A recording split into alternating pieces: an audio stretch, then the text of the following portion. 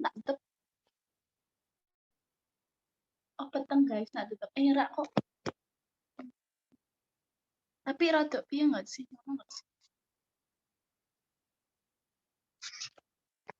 Nah, tak tutup ya, Nat. Ben padang-padang.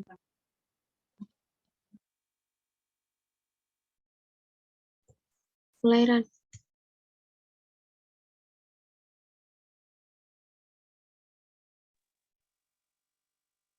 Sebelumnya, Assalamualaikum warahmatullahi wabarakatuh. Sebelumnya, perkenalkan kami dari kelompok 5 akan mempresentasikan hasil diskusi kami yang berjudul Model Pembelajaran IPS Terpadu dengan menggunakan pendekatan berorientasi, pemecahan masalah sosial, dan pendekatan humanistik.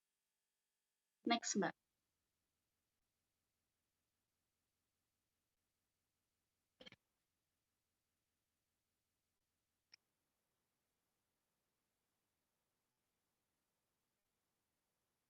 Sebelumnya, sebelum masuk ke materi, saya perkenalkan dulu teman-teman saya. Yang pertama, saya sendiri, Rania Aulia Ramawati. Yang kedua, Riana Dwi Utami.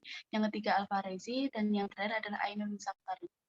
Baik, saya akan paparkan materi yang pertama, yaitu pengertian pendekatan berorientasi pemecahan masalah sosial. Metode pemecahan masalah adalah suatu cara pembelajaran dengan menghadapkan siswa kepada suatu masalah untuk dipecahkan atau diselesaikan secara konseptual masalah terbuka dalam pembelajaran. Pemecahan masalah problem solving adalah penggunaan metode dalam kegiatan pembelajaran dengan jalan melatih siswa menghadapi berbagai masalah, baik itu masalah pribadi atau perorangan maupun masalah kelompok untuk dipecahkan sendiri atau secara bersama-sama. Next, Mbak.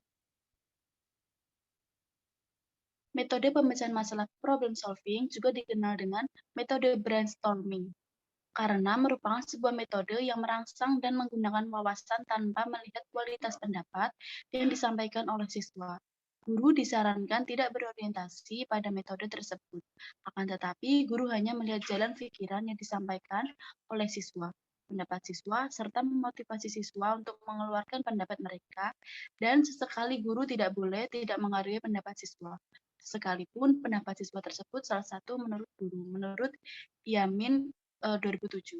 Next, Mbak. Nah, di sini ada tujuan utama dalam pemecahan masalah, yaitu yang pertama, untuk memperjelas dan memperkuat konsep-konsep, prinsip, hukum bidang studi. Kedua, untuk meningkatkan kompetensi siswa dalam keterampilan intelektual, strategi, dan prosedur sehingga dapat menampilkan perkembangan intelektual. Menurut Selvaratnan dan kawan-kawan tahun 2008. Keberhasilan pemecahan masalah menurut Lee ditentukan oleh 3 variabel yang masing-masing terdapat 2 variabel, Todd Z dan Sepsian 2009. Yang pertama ada pengetahuan. Pengetahuan khusus, pengetahuan yang berkaitan langsung dengan masalah. Pengetahuan tidak spesifik yang relevan, itu pengetahuan yang berhubungan dengan area subjek masalah. Next, Mbak. Nah, selanjutnya keterkaitan. Keterkaitan konsep. Keterkaitan antara konsep-konsep yang terlibat dalam pemecahan masalah. Ide asosiasi, hubungan antara informasi yang diambil dari struktur pengetahuan yang ada dan faktor eksternal. Dan yang terakhir adalah masalah keterampilan. Masalah keterampilan menerjemah, kemampuan untuk memahami, menganalisis, menafsirkan, dan menetapkan soal yang diberikan. Dan pengalaman sebelum pemecahan masalah, yaitu pengalaman sebelumnya dalam menyelesaikan masalah yang sama. Next, Mbak. Berdasarkan pengertian tersebut di atas, maka dapat disimpulkan bahwa karakteristik pembelajaran pemecahan masalah yaitu yang pertama belajar menemukan, yang kedua aturan, rumus, konsep, dan pengetahuan terdahulu, yang ketiga memperoleh cara pemecahan, keempat situasi baru, dan yang terakhir adalah proses belajar baru. Berdasarkan pengertian di atas, maka melalui pembelajaran pemecahan masalah memberikan siswa kemampuan memecahkan masalah melalui pengalaman secara nyata. Selain itu, melalui pembelajaran pemecahan masalah memberikan kemampuan kepada siswa dalam memecahkan masalah dengan cepat, otomatis, efisien, dan efektif. Slide selanjutnya akan dibacakan oleh Mbak Rian.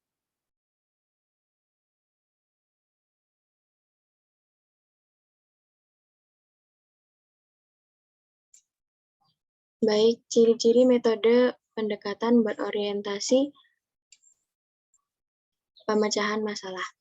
Sanjaya berpendapat bahwa 3 ciri utama dari metode pemecahan masalah yaitu pemecahan masalah atau problem solving merupakan rangkaian aktivitas pembelajaran. Artinya dalam implementasi pemecahan masalah ada sejumlah kegiatan yang harus dilakukan siswa mulai dari aktif berpikir, berkomunikasi, mencari dan mengolah data, dan akhirnya menyimpulkan. Aktivitas pembelajaran diarahkan untuk menyelesaikan masalah yang terjadi. Problem solving menempatkan masalah sebagai kata kunci dari proses pembelajaran. Artinya tanpa masalah yang ada, maka tidak mungkin ada proses pembelajaran.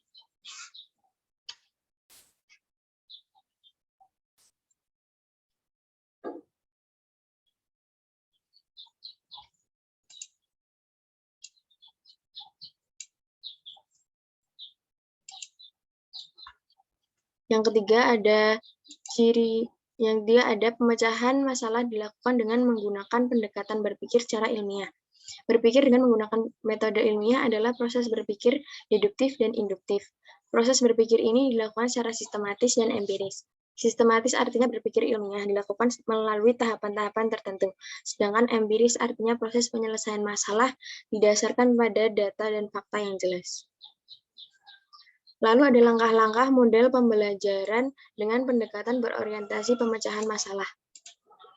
Yuniarti, pendekatan pembelajaran berbasis masalah dilaksanakan oleh guru dengan langkah-langkah sebagai berikut. Yang pertama ada persiapan, yaitu menyusun masalah yang akan dijadikan titik pangkal atau starting point pembelajaran. Masalah dipilih yang penting dan relevan bagi siswa, serta membutuhkan penerapan gagasan atau tindakan yang terkait dengan atau mengarah pada bahan pelajaran. Yang kedua ada orientasi atau pengenalan, menyajikan masalah di kelas, membangkitkan ketertarikan atau rasa ingin tahu siswa pada masalah. Memberi kesempatan kepada siswa untuk memahami situasi atau maksud masalah. Yang ketiga ada eksplorasi atau penjelajahan, yaitu memberi kesempatan kepada siswa untuk memecahkan masalah dengan strategi yang diciptakan sendiri oleh siswa. Masalah boleh dipecahkan siswa secara pribadi atau kerjasama dengan siswa lain. Guru memberi dukungan bagi usaha mereka, misalnya dengan menjadi pendengar yang penuh perhatian atau memberi bantuan atau saran sejauh diperlukan.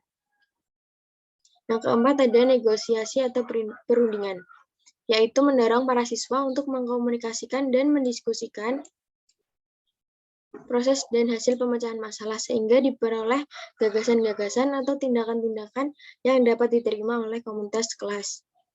Yang kelima ada integrasi atau pemaduan.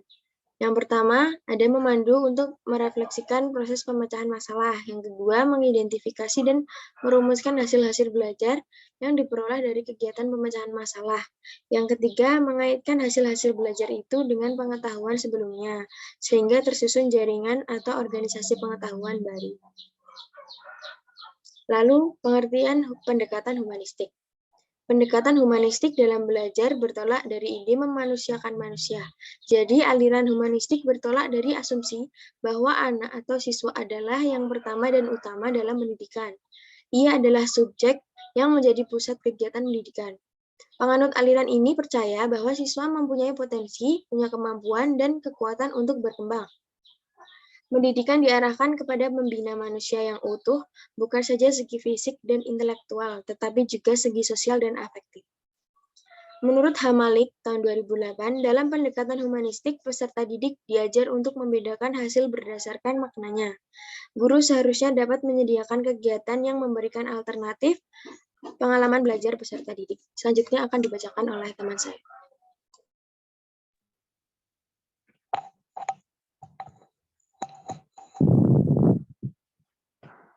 Materi yang selanjutnya yaitu model pembelajaran dalam pendekatan humanistik. Menurut Sulistiono 2018, dari beberapa literatur pendidikan yang akurat, dijumpai beberapa model pembelajaran dalam pendekatan humanistik. Dalam Darmiati Zuhdi 2008, antara lain sebagai berikut. Yang pertama, Humanizing of the Classroom. Model pembelajaran Humanizing of the Classroom ini dilatar belakangi oleh kondisi sekolah yang otoriter, tidak manusiawi, sehingga banyak menyebabkan peserta didik putus asa, yang akhirnya mengakhiri hidupnya dengan bunuh diri. Kasus ini banyak terjadi di Amerika Serikat dan Jepang. Humanizing of the Classroom ini dicetus oleh John P. Miller yang terfokus pada pengembangan model pendidikan afektif. Pendidikan model ini tertumpu pada 3 hal: menyadari diri sebagai suatu proses pertumbuhan yang sedang dan akan terus berubah, mengenali konsep dan identitas diri, dan menyatu padukan kesadaran, hati, dan pikiran. Perubahan yang dilakukan tidak terbatas pada substansi materi saja, tetapi yang lebih penting pada aspek metodologis yang dipandang sangat manusiawi. Yang kedua,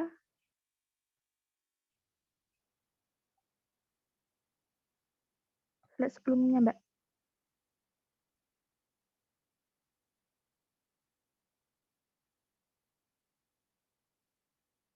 Yang kedua, active learning.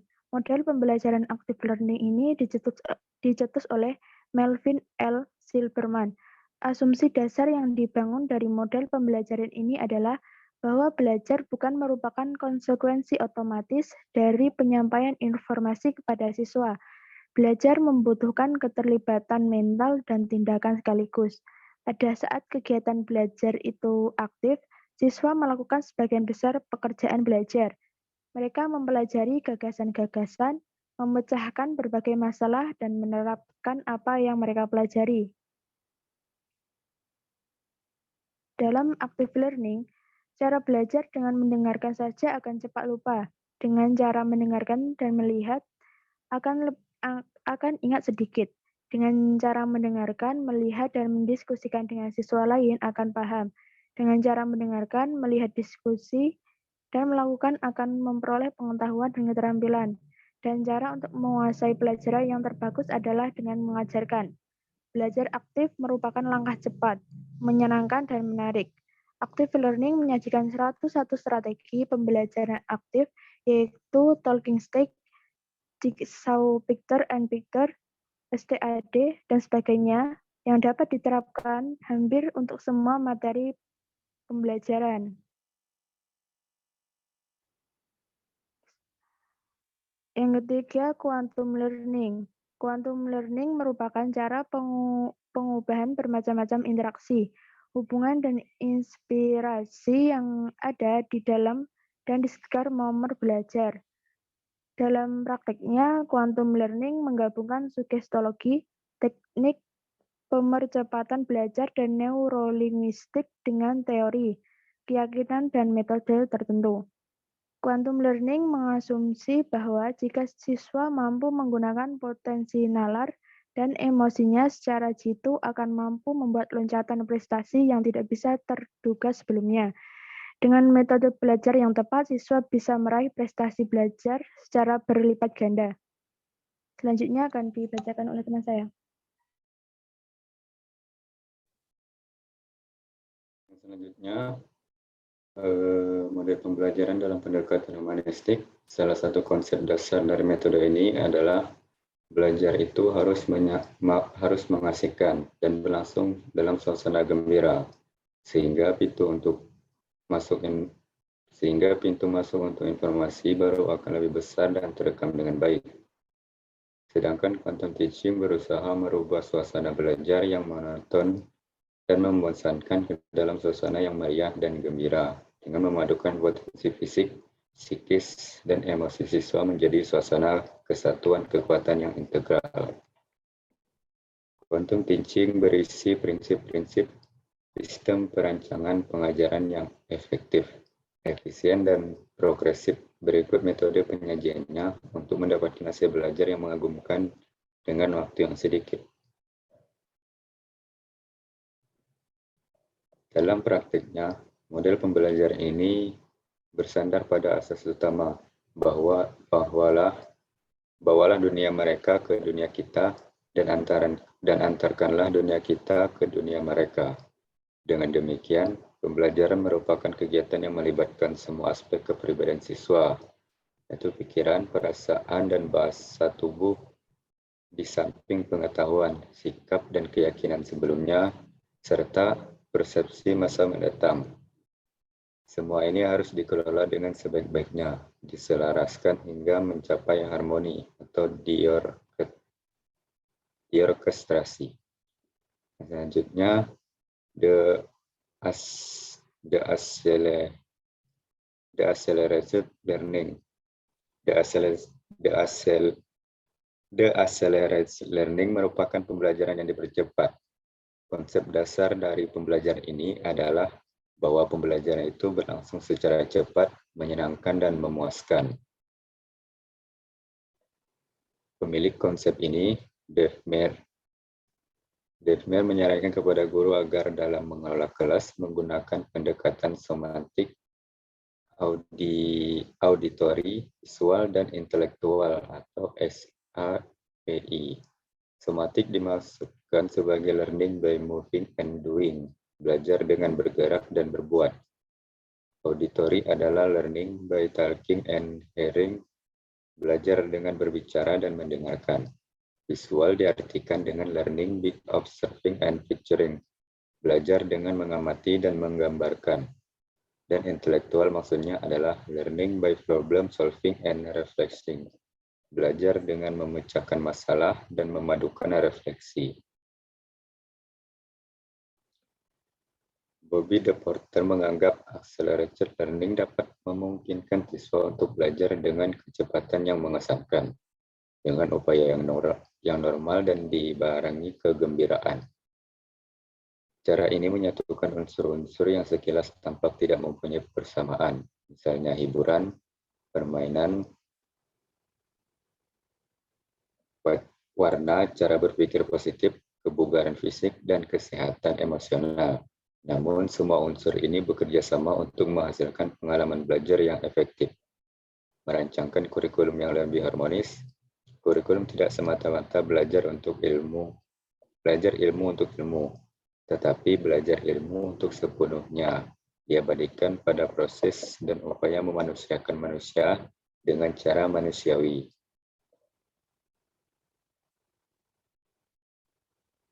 Kesimpulannya, metode pemecahan masalah adalah suatu cara pembelajaran dengan menghadapkan siswa kepada suatu masalah untuk dipecahkan atau diselesaikan secara konseptual.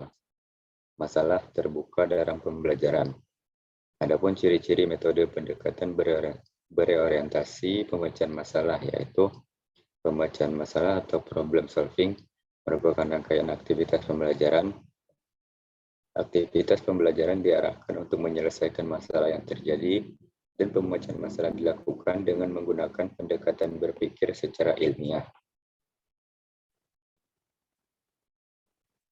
Pendekatan pembelajaran berbasis masalah dilaksanakan oleh guru dengan langkah-langkah sebagai berikut. Yang pertama, persiapan, orientasi atau pengenalan. Selanjutnya, eksplorasi atau penjelajahan, negosiasi atau perundingan, dan integrasi atau pemaduan. Pendekatan humanistik dalam belajar bertolak dari ide memanusiakan manusia. Jadi, aliran humanistik bertolak dari asumsi bahwa anak atau siswa adalah yang pertama dan utama dalam pendidikan. Ia adalah subjek yang menjadi pusat kegiatan pendidikan. Adapun model pembelajaran yang sesuai dengan pendekatan humanistik antara lain adalah humanizing of the classroom, active learning, quantum learning, dan the accelerated learning. Penerapan pendekatan humanistik dengan model tersebut terbukti dapat meningkatkan hasil belajar, keaktifan, dan motivasi belajar IPS di sekolah dasar. Berikut daftar pustaka yang kami gunakan. Terima kasih. Selanjutnya saya serahkan kepada moderator. Baik, terima kasih kepada teman-teman kelompok 5 yang sudah memaparkan materinya. Sebelumnya saya terima kasih kepada teman-teman semua sudah mendengarkan presentasi dari kami. Bila saya ada salah, mohon maaf. Terima kasih. Wassalamualaikum warahmatullahi wabarakatuh.